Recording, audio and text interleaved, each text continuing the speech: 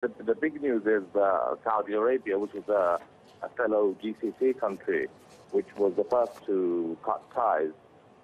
What it means is obviously Qatar is becoming isolated diplomatically from its immediate neighbors, and we'll have to see what other countries do in terms of what kind of decision they make. But the big thing is that these are all apart from Egypt, these are all GCC countries which have cut ties, and that's a huge thing because they have a lot of economic and deep political ties with Qatar.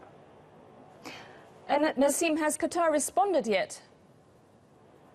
Not immediately, no. I mean, of course, the news is coming in the last few minutes that the Qatari diplomats in Abu Dhabi and the UAE have been asked to leave within 14 days and other things. We're yet to see what Qatar will do as a response and what they say. But we know what they've been saying in the last few days. And they've been saying that they've been misunderstood, that some of the comments that were attributed to the Emir of Qatar, Sheikh Tamim, were actually the result of a hack, and he didn't actually say them. But, you know, we'll have to see what kind of a formal response they give to this cutting of ties. But, I mean, how did it really get to this point? Well, you know, if we look back to May 23, the Emir of Qatar was giving a lecture at a graduation ceremony in a military base in Qatar. And what happened was, it wasn't live on TV, but there was a YouTube feed where there were some comments which were attributed to the Emir, which were in the subtitles of that video. And apparently he said things which were very upsetting to Saudi Arabia and the other countries about Iran, about certain groups, terrorist groups in the region like Hezbollah, which would obviously cause a lot of concern to Qatar's neighbors. Later on, and Qatar was a bit slow in its response to that, later on it said that the website had been hacked and that false statements had been posted. But unfortunately, because of the way Qatar responded, it seemed like not many people believed their version of events. And things have just snowballed since then. I mean, obviously, that's more than a week ago now.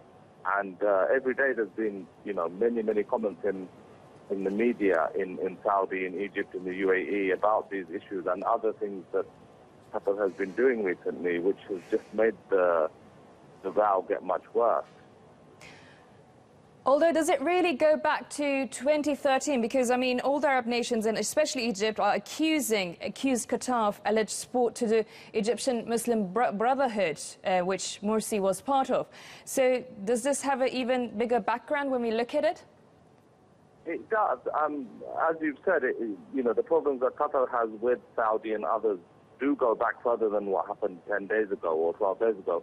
But that was kind of patched up over the years, especially when King Salman came to power.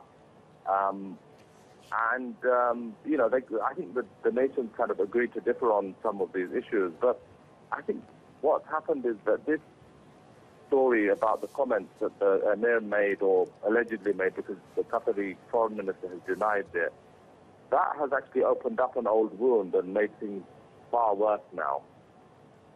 And Nasim, what are the wider implications for all the nations? Well, the implications for Qatar at least are quite big because, you know, what we've heard is that, you know, all land and sea access to the countries that have cut ties have been blocked. You know, it's Ramadan well, all over the world now, but the pilgrims are coming and going from Mecca. That will, you know, unless something happens, that would stop Hajj coming.